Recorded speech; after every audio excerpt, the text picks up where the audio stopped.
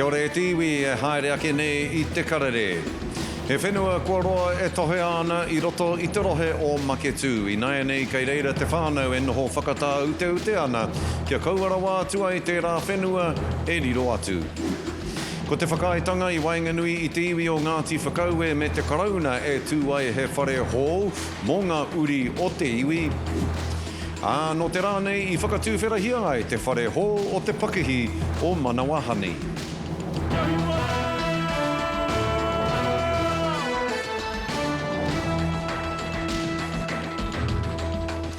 Oi anō e tiwi, nau mai hara mai ki te karare I tēnei rā. E whakapāho atu nei ki o koutou I te rohe o Rotorua, te takere o te waka o te arawa, mai Maketu ki Tongariro. Ko te pūtake o te haere mai a te karare ki konei I tēnei rā. Nā te mea ko te nuingo ngā kaupapa e mahuta ake ana I tēnei rohe. Nō reira kia tīmatara a tātou kōrero I tēnei rā. Ki te uhu o te waka o te arawa ara ki Maketu. Ina rā hoki he whenua kua roa e tohe ana. Ko te kāwanatanga ko te karauna hoki kua roa e ngana ana ki te pana atu I tētahi whānau I tō rātou whenua I Maketu. I ai nei, kei reira te whānau e noho whakatā ute ana. Rātou katoa tai atu ki o rātou haumi o rātou kai tautoko. Kei reira e noho tahi ana, e wānanga tahi ana, kia kaua te rā whenua e riro atu.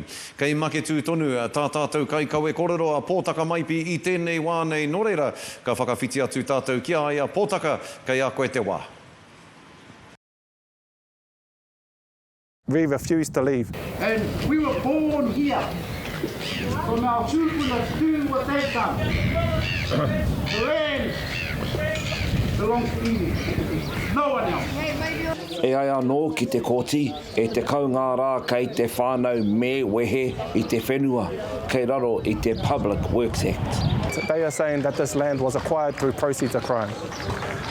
We all know that this land was acquired through whakapapa. This land was given down to us by our tūpuna, by our karaua and our kuia, and it was handed down through the generations to our whānau that are currently here at the moment. So we refuse to leave on that basis that this land was not bought through proceeds of crime. It was passed down to us through our tūpuna, and it's going to remain in the hands of the whānau. Kei te hoki whakaaro ki ngā kupu ōhaki o ngā rā ōmua. Ko te tiaki tō mātou whenua ki konei ki Maketu. Ko tā te kāwana, he ngana ki te tāhai I tō mātou whenua. Engari, kia hoki au ki ngā kōrero te whae o te motu a whina. Me ana no hea e riro he eka anō. Anei mātou, kei konei, kei au mātou whenua. Kei te noho, kaore mātou te nuku. Ko Maketu, tā mātou ipu karea, he whenua Māori tēnei. Ko taka ia, mena ka puta mai tuku papa, ko nō road.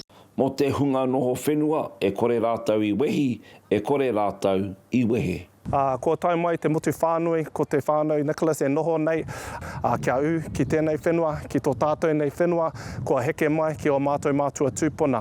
Nā mātua tūpuna e heke mai ki te whenua kia mātou ko te whānau e noho tonu nei ki tēnei whenua. Nā reira, koe rā te kaupapa mātua kia mātou ko te whānau kia u mai ki tēnei whenua. He rite tonu tēnei, ki tā te mahi ki ihu mātau, I ngā tau kua hori. Te nui o te maki o ngā tangata I huitahi ki reira, ki te tiaki te whenua. He pēnei hoki ki konei, I tēnei wā ki Maketu nei. Ko tae mai te nui o ngā tangata no ngā tōpito katoa o te motu. Ki te aha, ki te tiaki, I tō mātou whenua ki konei, ki te noho. He whenua tūpuna, he urupa anō hoki. Kei muri a tāua, ko taku kuia e noho nei, ko taku tuahene e noho nei. He urupā tēnei, mo te whānau Nicholas. Ai, kei konei ia, e noho tonu ia ki tō tātou urupā. Ai, he wāhi tapu tēnei, mo te whānau. Tirohia kei muri a tātou, ko te pātaka kai o mātou tūpuna. Ko te awakari o Ngāti Roirangi e rere ana kei muri a tātou. Koe rā te pātaka kai, koe rā tā mātou whenua, koe rā tā tātou whenua o te arawa waka e noho nei. He hia no te kāwana ki te tango I a mātou whenua, ngā whare e rua ki konei ki Maketu. He oi, e hara i te kāwana tēnei whare o enei whare, no te kuia o make tū ara Nani Sheila, me te koroua a koro Pop Nicholas, no reira ko mātou ngā kaitiaki tūturu o tēnei wāhi o tēnei whenua ni. Pōtaka maipi, te karere. Hoki pēnei mai i te ihu o te waka o te arawa ara I make tū ki te takere o te waka ki o Rotorua. Me te aha, ka whai wāhi ngā whānau o te rohene o Rotorua ki etahi whare hou, I raro I te whakaitanga hou, I Wainganui, I te karauna, te kāwanatanga, me te iwi o Ngāti Whakaue, o tira Ngāti Whakaue Tribal Lands. Whā te kaumārima miliona tāra, te uara o tēnei kaupapa nei o tēnei whakaitanga nei, kia tūwai te waru te kau whare hou ki roto I tēnei takiwā. Nā, ko te tikanga ia kia utu māma, kia utu tōtika e nei whare, ka tū I mui te tau 2025, anei te pūrongo a Isabel Prasad. Te mara nui o te manua, he whenua kua wāwātia. Mo te whakatū whare, hai papa kaika mo te iwi o Ngāti Whakaue. It's been really beneficial for my two boys and I. It's a lot nicer option than some of the properties on the rental market. The resident's been here a year and it's actually really working out really well. Ko te tirohaka a te iwi, kia rahi ake te whakatū kaika ki tēnei whenua ārātau. Ki raro I te maru o te kāwanataka, me te rōpū whakamana o te iwi, Ngāti Whakaue Tribal Lands. It's really good to continue a project that's been incredibly successful, and it's very exciting to think about the families that are going to be coming into these warm, dry homes. Ka mihi hoki ki a Ngāti Whakaue, tō rātou pūmanawa, pūkenga hoki, ki te whakatāmi I te utu. We've got warm, safe, dry houses in a community where you can bring up kids. Kaitua atu I te waru te kau ka kaika, ka whakatuki atu I te rua tau. Hairuru hou I te rea ka kaumātua, whānau, me rātou hoki, kai te whai kaika hou. Nui ngā hua o enei momo mahi, te whai tūranga mahi, a ngā tangata e whakahaere ana enei kaupapa, te whakatāmi I te utu o te noho whare, te whakakotai hoki I te iwi. Kai piki te hia nā te mea rima te kau ka whānau, kai te tātari tonu kia hūnuku atu. Me te manako anō hoki, hai whakamāma ake I ka wauataka o te kore kaika. Anei, e whakamahi ana wā tātenei papa, hei hangai a whare mō wā tātenei tamariki mō kopuna tuatahi mai, me te whānau ei. Te nui ngāke o wā tātenei whānau, kore e taia te putia, marata e uru atu ki ngā whare hau ei. Ko te tikaka a te tau hau, ka mahi ka tīmata. Isabel Prasad, te karere. Nō nā tata nei whakatūwhera hia e te whare hō o Manawa Honey I roto o rua tāhuna. Ko te paina te whare hō nei ki te ingoa te Whataroa-a-Manaia. He oi aha koa ngā hua nui kua puta I tēnei pakihi miere nei I roto I ngā tau. E hari I te mea e tino pai ana te noho I Wainganui a Manawa Honey me te uru taumatua o Tūhoi. Anei te roanga ake o ngā whakamārama.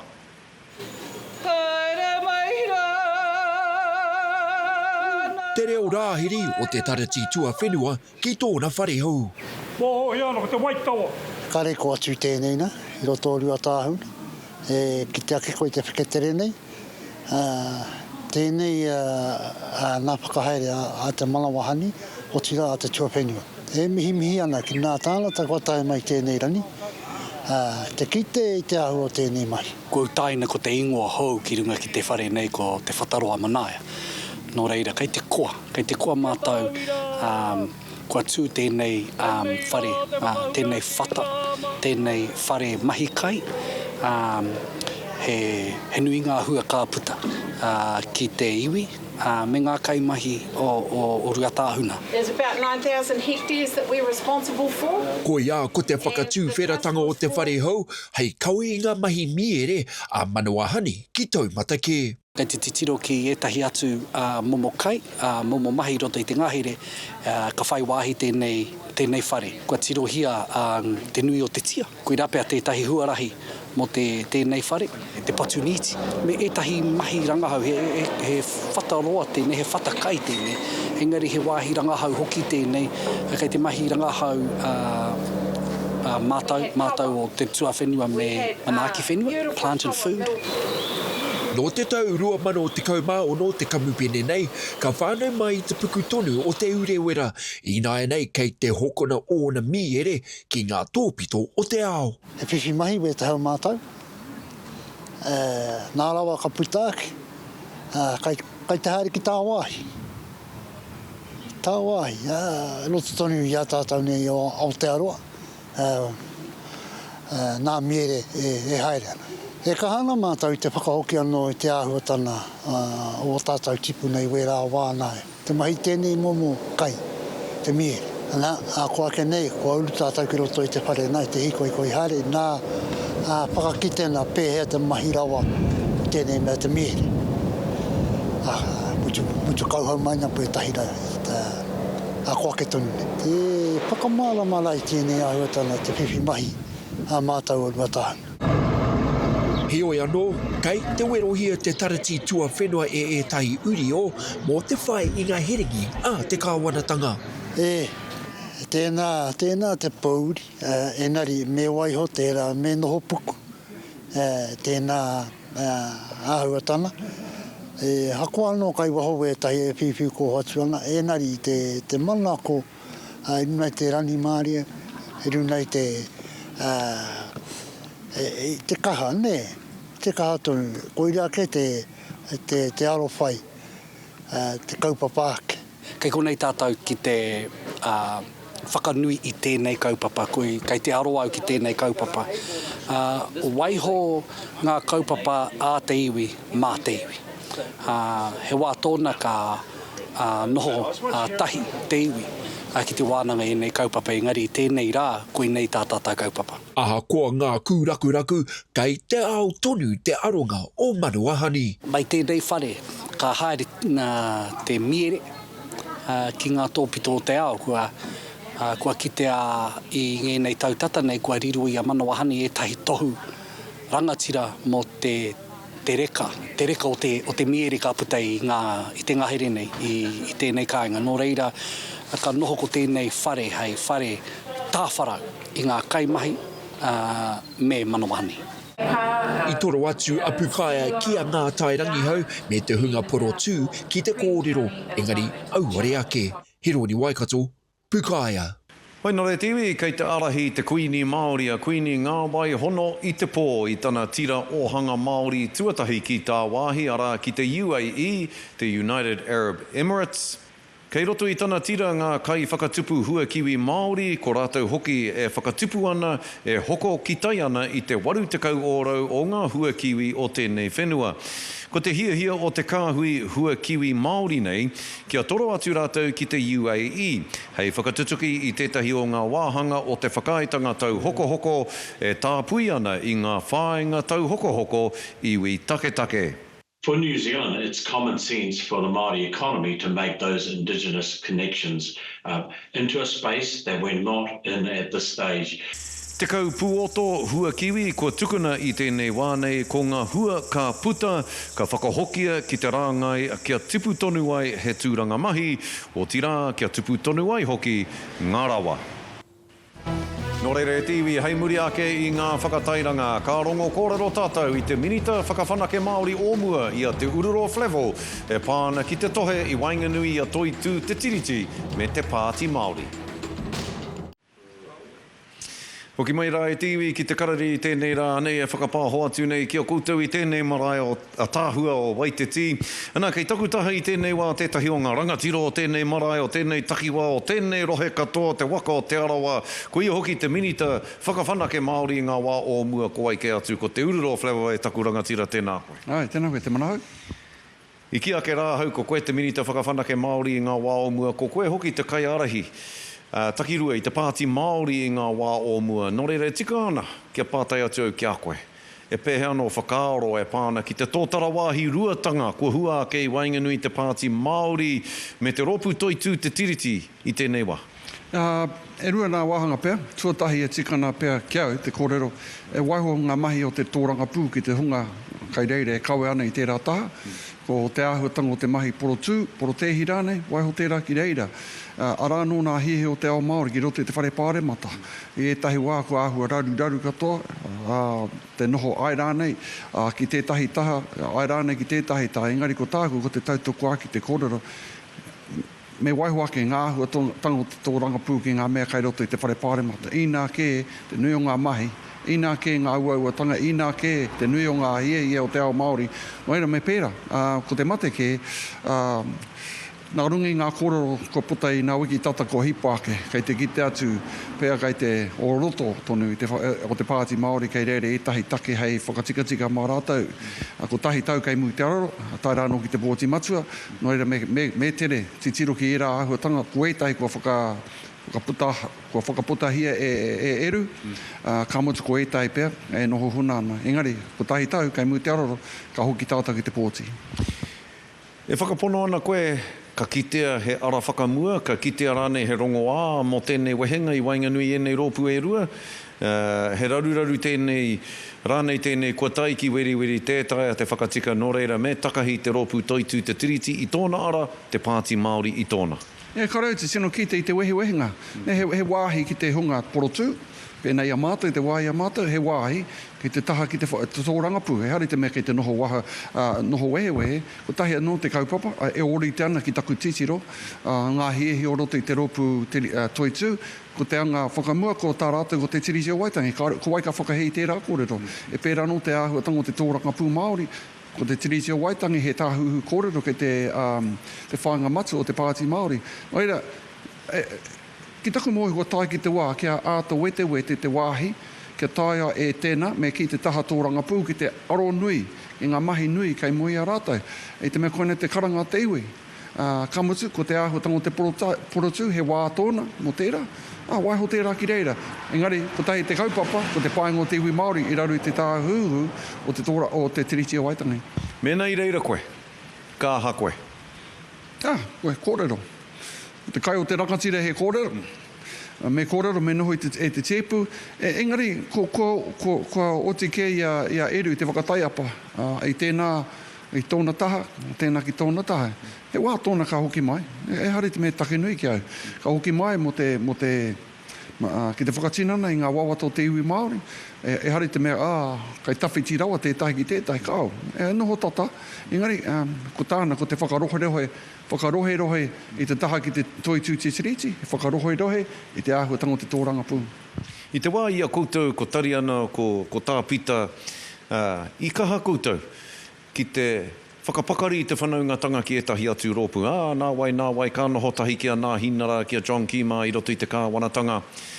Te ahunei, ko te pāti Māori o te wānei, ka ari te whai i tērā momo huarahi, ka ari te whai i tērā momo rautaki. Ki o whakaaro, me ata noho anō, te pāti Māori o te wānei, ki te whakarite rautaki hou, e hono ai rātou ki etahi atu rōpu, kia uru atu ai rātou ki te kāwanatanga, e pai ana rānei, kia noho mana motu hake tonu rātou ko rātou anake.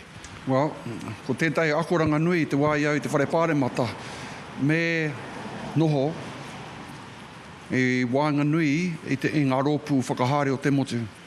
Ki te kore, ka rehe paku paenga, ka kitea, ka rangona, ka rekai. No reira, pēnei te wā, aha ko tokorua māua, aha ko toko whāma mātau i te rāwā, i noho i te tahu te nāhinara, mo te aha, kia kitea mai ai e tahi paku hua mo te iwi Māori.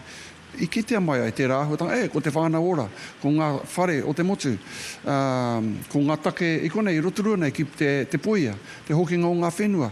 Ki te kore koe e noho hei hoa haere mo te kāwanatanga, ka kore koe e kite i etahi paku paenga. Aha koa nāhinara mai, reipa mai. No reira, aha koa i noho mātou hei hoa haere i etahi wā, katoa o ngā pōti i a mātou, i whakahei te kāwanatanga. Reira e āhua, good cop, bad cop, tērā momo āhuatanga ne. E wā tōna, ke noho hei hoa haere, kia tāi ai te kite i te pua waitanga o ngā moi a, he wā tōna, ka kara whiu hia, e pērā noho ki māu, i te wai a tare ana rau ko pita, ka noho raua, kia kite mai i ngā paenga, ko māu ko hone, ka hama i te kāwanatanga. I mōhi o tunu rātou, kone te āhuatanga o te tōranga pū Māori, i te mea, i pērā rawa tā mātou noho. Reira ko tāku, Pēnei tāu e kōrero nei, ka re te tino ki te tērā ahuatanga, e whakahe te mahi.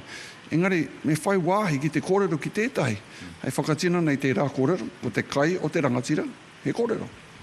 Rawe, hoa tino pai tēnā whakautu. Nā, kei konei tāua, kei te takere o te waka o te arawa, kei rotorua i tēnei wā me te aha. I tangihia, te ariki o tūwhare toa i tērā wiki, e aiki ngā kōrero. E ngana ana koe ki te whakakao i te waka o te arawa kia ko tahi, te kōkiri ki te paukai, te wiki a tūmai nei ki roto wāhi pā. Hea ngā kōrero mo tēnā, hea o hia, ko tahi ai a te arawa ki te rā kaupapa. E hari te mea, nāku tēnā karanga, engari i te wā, i te matenga o te kingi, Māori a kingi tūheitia, i ngana nei mātou ki te whakakotahi nei a mātou anō. A rānau te kōrero te arawa tū takitahi, he wā tōna, ko pērā rawa te ahua, a rāno te kōrero ngā pū manawa e waru. Nō reira, ka rero mā tēnā iwi e kōrero. Ngari te tangihanga o te kingi tūheitia, o kingi tūheitia, i ngana nei mātou ki te whakakao mai a te arawa, kia ko tahi tonu te ekenga, kia ko tahi tonu te kōrero, kia noho tahi ki te taha o tā timu i te wā i aia, i te pai, ka mutu kei a mātou tētahi o te kaumāru a rehua mihaka. Oira, ko tā mātou, he noho hei tuara mōna, kei pērā rawa te āhuatanga te koroneihana, i te pērā rawa i te āhuatanga o te tangihanga ki tā timu i nā tata nei. Nō reira, taihuake nei, ko te paukai nui, ka tū ki runga wāhi, ko puta te karanga, kia pērā rawa te noho. Te arawa, me whakakao ia i ai anō, kia eke ki rungi te marae, kia ko tahi tonu te ekenga, kia ko tahi tonu te kōrero, ka mutu kia noho hei tuara mo te whānau o te ariki hoau, ka mutu kia tangi katoa a te arawa mo te āhuatanga ki tā timu, ka mutu ki te whakanui te āhuatanga o te noho a te arawa i te taha o tainui waka. Nā rungi te aha, o te uru tārewa o te kingitanga, no Ngāti Pikiao, ko te whare tangata, tūhaurangi, anō reira ara nō nā herenga. Nō reira ko tā mātou, etahi o mātou ko te kiatu, me pērā rawa tā tātou haere i te mato o te whenua ki ngā huihuinga. He pāinga nōra kia noho tēnā iwi ki tōna ake whenua rohe, ngari he wā tōna me kotahi, kia tāia ai te kiatu, anei te kōrero, a te arawa, ka re mātou mo te neke, kei a koutou te tikanga, ngari anei te kōrero. Kone te hihia. E hoa, mena he tangata kei tēnei rohe, kai aia te mana ki te whakakotahi i ngā karangatanga hapū o tēnei waka o te arawa, ko koe tēnā tangata. E mihi nui ana ki a koe e tururoa nā te mea, ko koe tētahi waku tino tauira i tēnei au nei. O te rangatira. Ka mihi ki a koe, tēnā koe. Tēnā koe. Rawe, ko rangatira te karere i a koe, ko rangatira te manahau i a koe. Kia ora rawa atu. Hoi nora e tiwi, ko te ururo flevo me pēhea kia hoki. Rawe ngā kōrero a te ururo i tēnei rā. Hoi anō kia mautonu mai nā te mea, e haere ake nei, muri ake i ngā whakatairanga, ka whakatepea a te karere mo tēnei rā. Kia mautonu mai. Nō rere tiwi, koe rā tā te karere mō tēnei rā, i konei te marae o Waititi, i te takere o te waka o te arawa i o Rotorua, te pūtake o ngā rongorongo o te wā i tēnei rā. E mihi ana ki a koutou katoa ngā manaakitanga, huri noa, tēnā koutou, tūrou Paraire, tūrou Hawaiki.